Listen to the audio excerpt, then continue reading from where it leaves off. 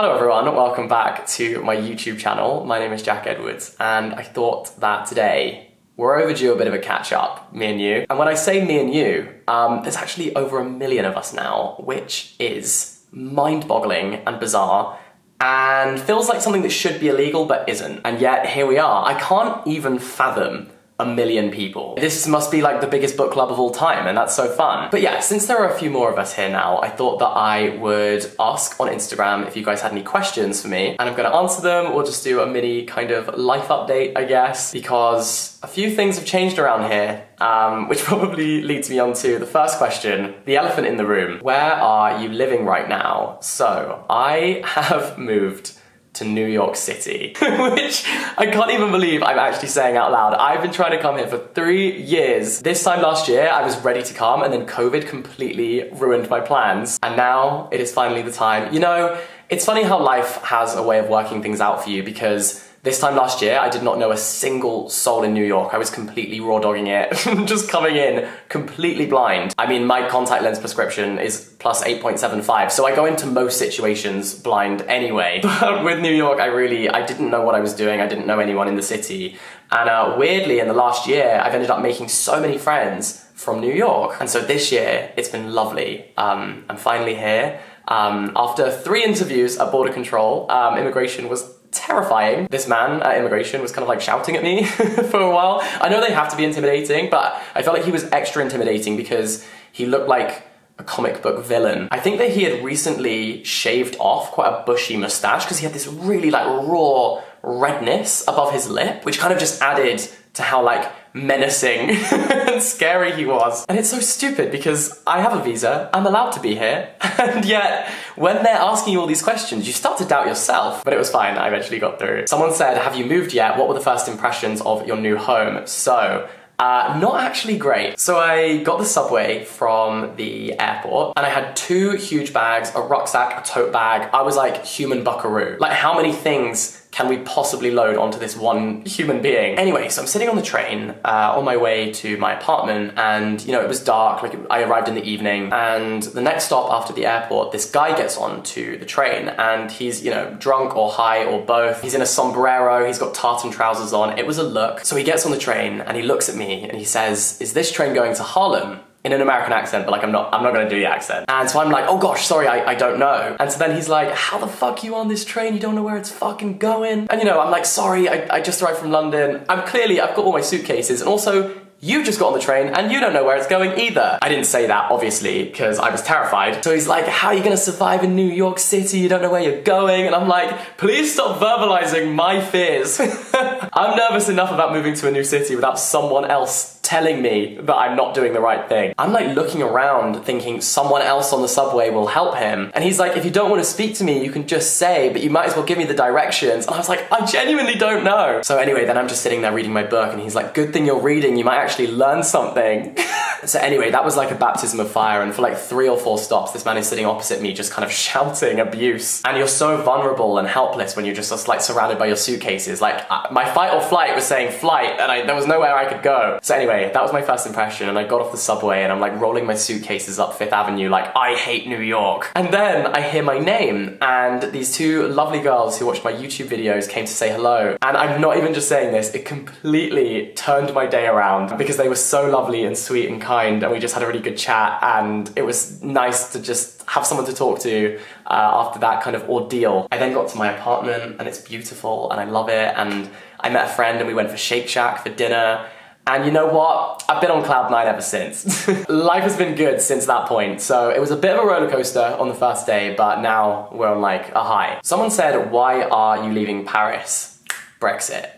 Brexit is the reason. It is so hard now to move to a European city, but I have left half of my heart in Paris. I absolutely adore that city, and I'd really love to move there full time. At the moment, I'm very fortunate to get to do the kind of digital nomad thing where I'm slow traveling. So I'm living in each city for quite a long period of time, but it's not a permanent move. And that's what I'm doing here in New York. I mean, the next time I go home back to the UK will be for Christmas. So I'm here for a while at least, but I just feel like it's such a privilege to get to be in a position to get to live this lifestyle, and it's what I always wanted for myself, and I love it. I really, really love it. And so of course, I'm making the most of being young and not having that many kind of commitments and attachments, and being able to just sort of uproot myself, being very malleable and portable in a way. My lifestyle is very portable, moving from place to place. So I absolutely adored Paris. I loved living there so much. I mean, I actually, when I first went there, I was only meant to be there for 2 months, and I ended up staying for a year. So who knows what will happen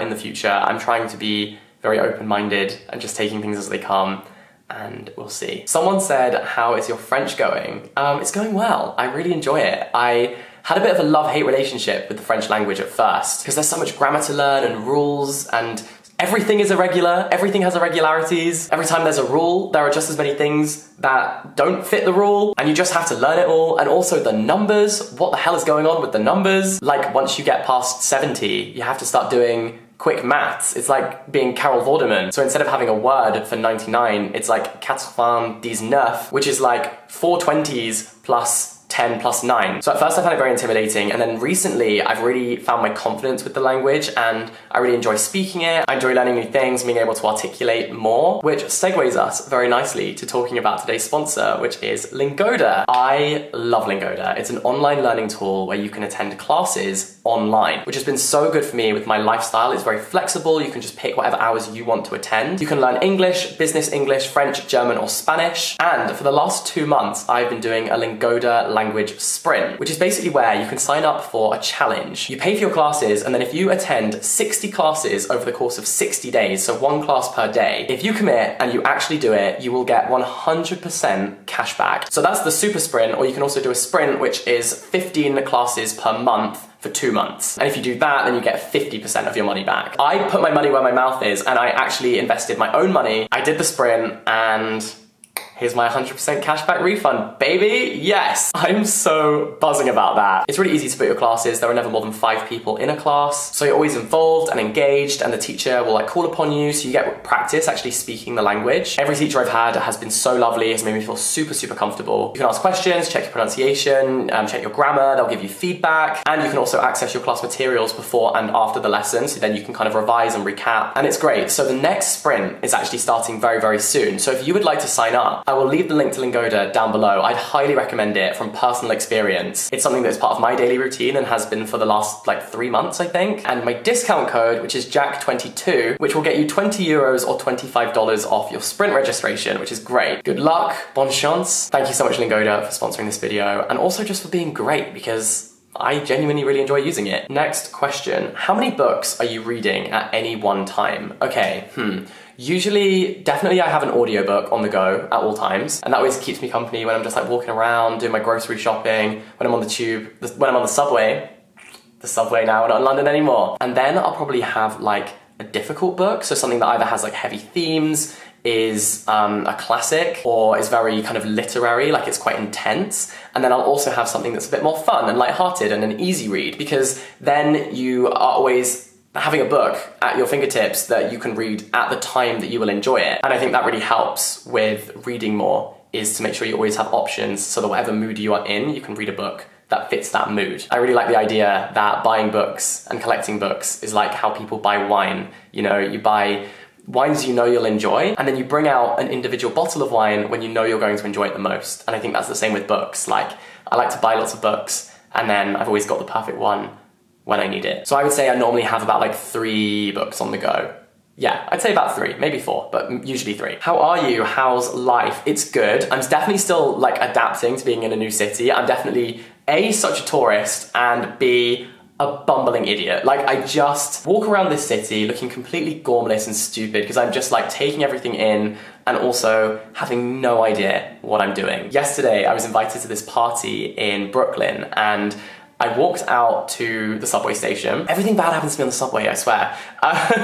Maybe it's a sign that I should stop getting the subway. No, Ubers are so expensive, and the pound is so weak right now. Like, it's $1 to 92 pence. That's crazy. So everything is really expensive here for me.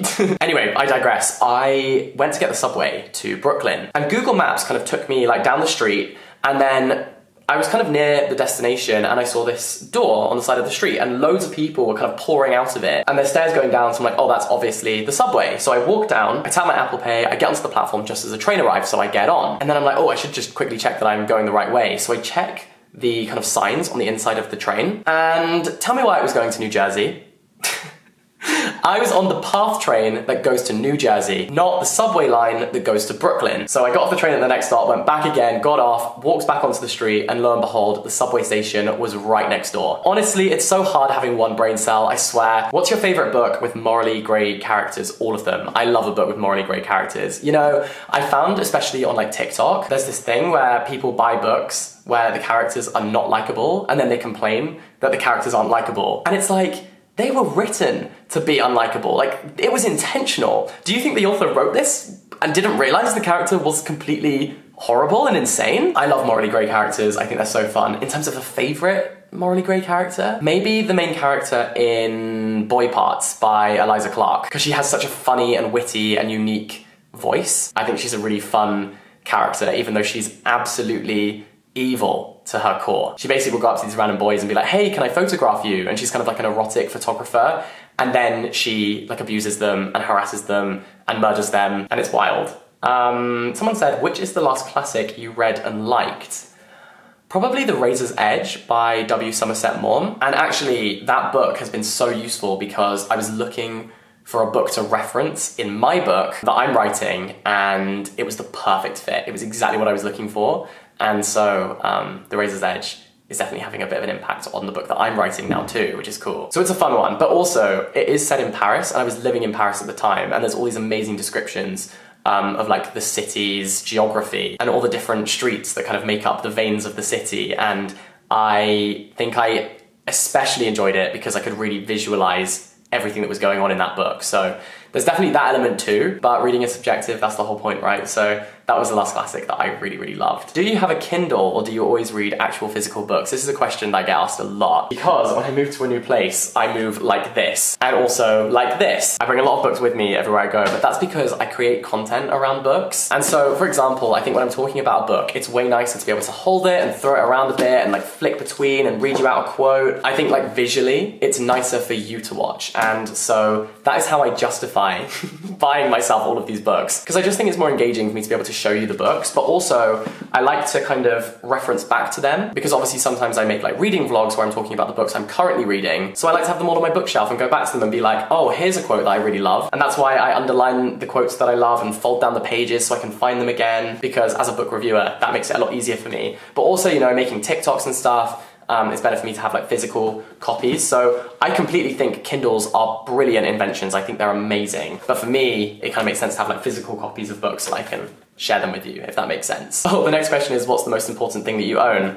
Well, probably this. My book collection is so dear to me. I actually recently found out that if you have 1,000 books in your personal book collection, then it officially counts as a library. And so obviously I dropped all my plans for that day and sat and counted every single book that I have. And I had 943. So close! And actually, if anything, I'm kind of glad that I'm under 1,000, because that means I can now justify buying more books. Because now we're working to something, now we're working towards the library. Although I don't think I'll truly consider myself to have a library until I have like amazing wooden bookshelves and a ladder that I can slide across. That's the dream. That is my absolute life goal. Favorite non-fiction book? Okay, recently I read something brilliant. It was I'm Glad My Mum Died by Jeanette McCurdy. And I feel like I have to shout about this from the rooftops because I've spent so long on youtube.com slating celebrity books and making celebrity books like the butt of the joke.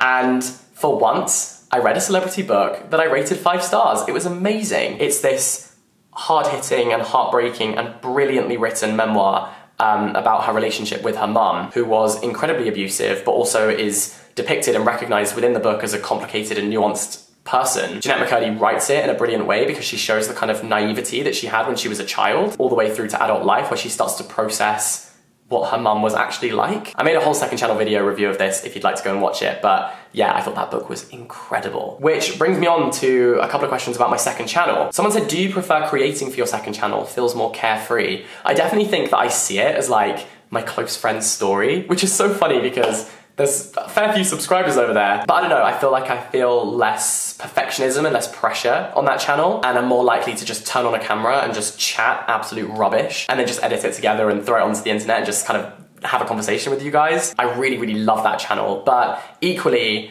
I care so deeply about this main channel. Like, I put so much effort into these videos. These are more like the week-long challenges, you know, that I pour my heart and soul into. So I really like having both. And then, where was that question? Someone else said, oh yeah, how do you decide which videos go on each channel? And I know this sounds silly, but there's just a vibe. Like, for me, I just know when something is like a second channel video or a main channel video.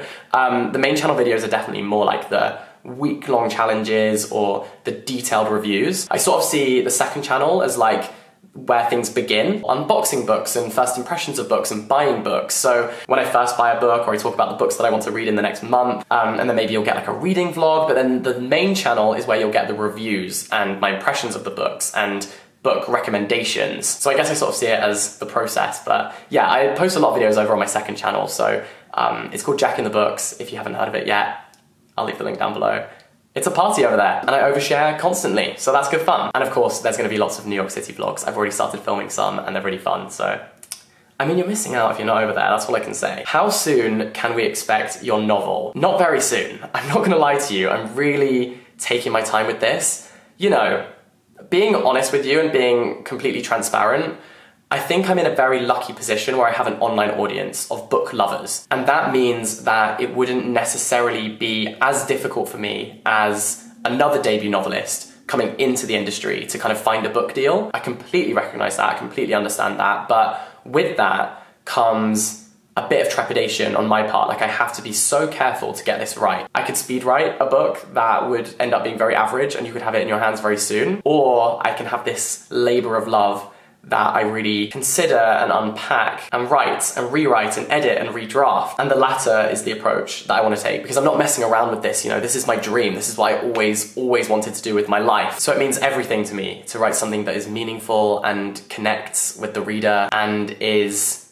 thought-provoking, hopefully. And, you know, I want to write the kind of book that people underline loads of different things and it's full of tabs and all the pages are folded down and it's all messy because they just loved it so much and the spine's all bent because they just couldn't stop reading it, you know? It's a pipe dream, but this manuscript won't be done until I absolutely love it, and I think that it's the best that I am capable of and that it's a good book that I want you guys to read and I think that you'll enjoy and has integrity and has value. And hopefully people like it, who knows? You know what I'm scared of? Like, 1-star reviews are inevitable. There will always be people who say, I absolutely hate this. What I'm scared of are the 3-star reviews, because I think 3-star reviews are savage. A 1-star is like, I hated this, whatever. A 3-star review is like, I saw what you were trying to do here, and I didn't like it. I didn't think you did it well. That's what I'm terrified for. The 3-star reviews are gonna cut deep. Is there anything you can tell us about your book? Genre, what's it about, when it will be finished, etc. Okay, So I have a writing newsletter called A Step in the Right Direction, if you'll pardon the pun. Again, I'll leave a link down below. There's gonna be more sneaky links down there than a fuckboy's phone, jeez. But I'm doing this monthly newsletter where I share the process of my writing. That's part of the reason that I'm here in New York, is to really focus on the writing. Going to a new place is so creatively stimulating, because you really have to consider absolutely everything. You're so much more observant. When I'm in a place that I've been for ages, I find that I'm on autopilot in a way. Whereas in a new place, you're already paying attention to people and the way they behave and their mannerisms. And yeah, just navigating a new place means you pay such close attention to every little detail. So that's really good for me in terms of writing. The book is not set in New York City though. I could tell you that the book is set in the UK. And then there's a little bit of the book that is set outside of the UK, just like 1 or 2 chapters. You know, I'm gonna be drip feeding information through the book newsletter. In terms of genre, it's definitely like literary fiction. It's not a romance, it's not a thriller, it's not sci-fi, it's not a western, it's not fantasy. It's very much rooted in reality and maybe draws upon an event that did happen, maybe, possibly. I don't know. No, actually, I do know. I very much know. Let's not start the ghostwriting rumors now. I promise you, it is just me working on this book.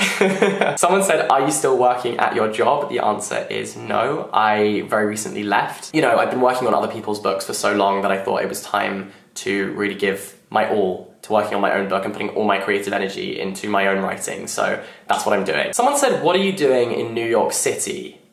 which is funny, but not funny haha, funny weird, because I have not said that I'm in New York City yet, so this person has somehow worked that out. Maybe it was obvious, I don't know. Well, anyway, what I'm doing in New York is I am going to writing school because, you know, I don't necessarily think that you can teach someone to be a good writer, but I do think that you can teach them codes and conventions so that they then can deviate from them and employ them in a way that has awareness, you know? Like, for example, I'm also taking a TV writing course here because that's something that I would eventually really love to do, but also I feel like I'm giving a lot away here about the book, but like, why not? I think that the TV writing course is really going to inform the book because in my head, I've mentally split it up into like 8 parts. So I'm viewing it as almost episodic. Like, I'm not saying this book will ever get turned into a TV show or that's even the goal. Obviously, that would be super cool to see it kind of come to life, but that's not really at the front of my mind right now. The point more is that I want this book to be super engaging and fast-paced, or at least well-paced. So part of my kind of creative process has been to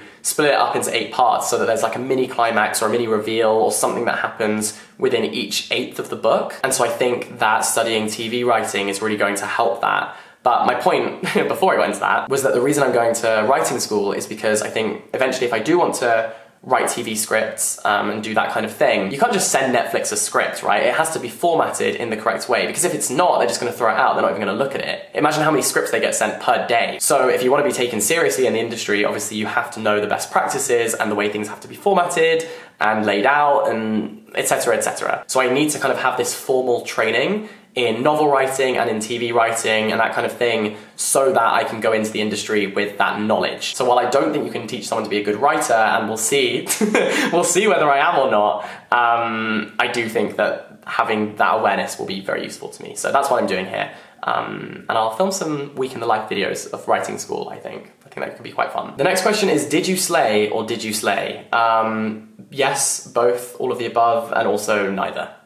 That's my answer. Where do you want to travel to next? I mean, I literally just unpacked my suitcase, but I think I would really love to go to Japan and South Korea at some point, hopefully next year. They're like top of my bucket list. They're places I've always wanted to go to. But more locally, I'd love to go to Pennsylvania and also Boston, you know, so I'll do some like US tourism as well. Have you organized your bookshelves in a specific way? If yes, how? No, at the moment, my bookshelves are pretty much just for storage, but eventually, like I said, I would love to have an amazing bookshelf one day. And I think the way that I would organize them, because I know it's a very contentious issue, like people who do them by color, people who do them alphabetically, because if you do them by color, often like series would be split up. I personally think that I would organize my books based on vibes. Which maybe sounds weird, but I think it makes sense. So for example, I'd like to have sections on my bookshelf that are like all the fantasy that I own, or all of the kind of sci-fi that I own, all the literary fiction that I own, you know? So I think I would divide it up by genre, but also then literary fiction is what I own most of. I think that I would then divide that down again. For example, like I have a lot of spooky books or like unhinged books. I think I would put all of those together so that it's kind of like, if I want a book that is of a certain mood or a certain tone, then I know where to go onto the bookcase. And then maybe within those sections, I think, I wouldn't color coordinate, but I think that there's a way of making them look nice where you put certain colors next to each other and it just looks good, looks satisfying. Or maybe I would alphabetize those mini sections. I don't know yet. You know what I really want? I saw this on TikTok. Someone had a scanner and they like had got all of their books that they owned and they put these little barcodes over the top of the barcodes that are on the back, and then you can create a database of all of the books that you own. That's incredible. That's game-changing. And that's all I can think about now. That's all I want in life. How to organize your digital space. I swear by Notion. I use it for absolutely everything. How does it feel being being creator of the year?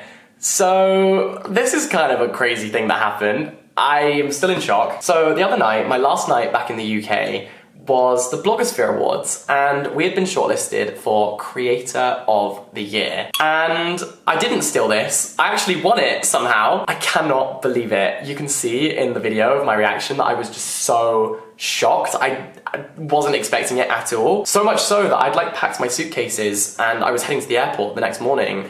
And I had to add this to the case. Like I hadn't made room for this because I was not expecting to win it. I hadn't even considered what I would do if I did. But now I have this and it's with me in New York. You could take someone's eye out with it. So I'm quite grateful they didn't take it from me at security. I actually did panic for a little bit that might happen because that is a deadly weapon, but I'm so honored. I can't believe it. And also I have to say a massive thank you to all of you for A, supporting me, but B, to everyone who voted, because it was like 50% decided by a committee of judges, but also 50% decided by a public vote. And your vote meant that we got 10,000 more votes than the second most voted for person. What? The love that you guys show me is just unmatched, and I have never been so grateful for anything in my life, so thank you. Yeah, you're incredible. You blow me away. Thank you. Thank you, thank you, thank you. Where is your favorite bookstore at? Ooh, okay. In Paris, I love Galignani. And Shakespeare and Company, of course, and also the Abbey Bookshop. That is really, really beautiful. In London, it's got to be Daunt Books. I love that store so much. It's very aesthetically pleasing, and also they organise the books downstairs by the countries that the books are set in or written about, which I think is really fun, because if you're like going to, I don't know, Greece, for example, you can go and see loads of books by Greek authors, but also set in Greece. In New York, we'll find out. I'm going to be doing lots of bookstore vlogs on my second channel, so you can look out for those. And next Q&A, I'll have an answer for you on that one, but not quite yet. Personal goals outside of reading for the coming year. That's a nice question. I think that my personal goals are to take life slow, to appreciate every moment, to keep being grateful. I think that you can never be the most talented or the most intelligent or the most popular in a room, but you can always be the kindest, and that's very important to me. One personal goal, I hope that in a year's time, I might be able to buy somewhere to live full time. To actually own somewhere would be so incredible. That's a pipe dream, that's a long-term goal. But yeah, it would be really cool to have a space that I can completely customize and make my own, and finally have bookshelves, because that's the one thing. I feel like every booktuber has like this amazing background full of books, and I don't, but I would love to one day. So weirdly, I managed to bring that back to reading, but I guess the other personal goal is to really focus on a book that I'm proud of, to write something that I'm both passionate about and so fond of that I can't wait to share it with everyone. So yeah, those are my goals, I think. It's also really important to me not to think about anyone else's timeline that they have for themselves or that they have for me, because we're all on our own journey, you know? People I went to school with are getting married, and it's not weird. You know, like when you were at school and there'd be like someone who got pregnant and you'd be like, oh my God, scandal crazy. Now when someone says to you that they're pregnant, you're like, congratulations. That's genuinely very good. That's very exciting. I'm really happy for you. And that's mental. And yeah, I just think it's testament to the fact that we're all taking life at our own pace. We're all doing today for the first time. And so we're just doing our best, whatever that looks like for each individual person. So we should just support each other and not put too much pressure on ourselves to be doing what everyone else is doing, if what we're doing right now is right for us. So yeah, that's my mindset, I suppose. How's your love life? Respectfully, thank you.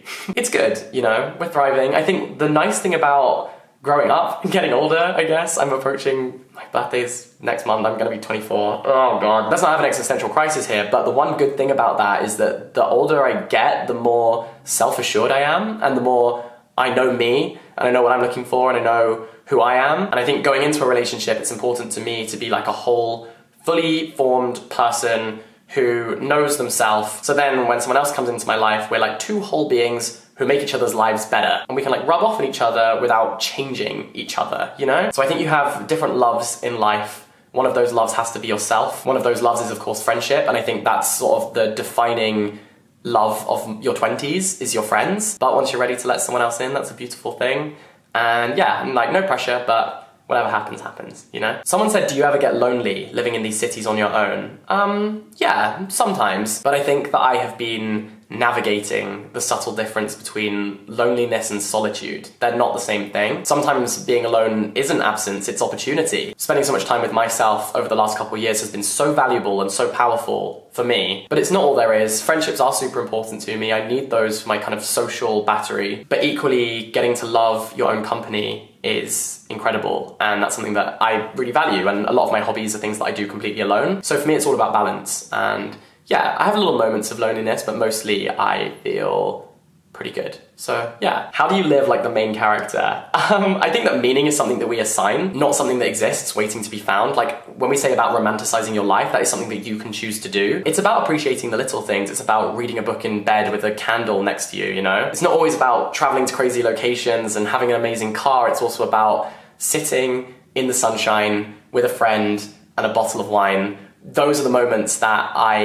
make me feel like the main character, you know, or make me feel like I love life. There's definitely a consciousness to it. And I find that the fact that I capture all of it, that I take pictures and that I take videos, make me appreciate things more, because I'm always looking for the beauty in life to create and write about it or whatever. So yeah, that's how I sort of, I guess, feel like the main character. The point really is that I'm not, you know, I'm not the main character, nor is anyone. But you can decide to live like that. You can decide to embody that energy in your own life to appreciate the life that you have more. It's even down to like listening to the right song, listening to the right playlist. Like I've been listening to a lot of rhythm and blues since getting to New York because it makes me feel like I'm in a movie. It's all about the vibes and creating them for yourself, I suppose. When was the first time you did something for the first time?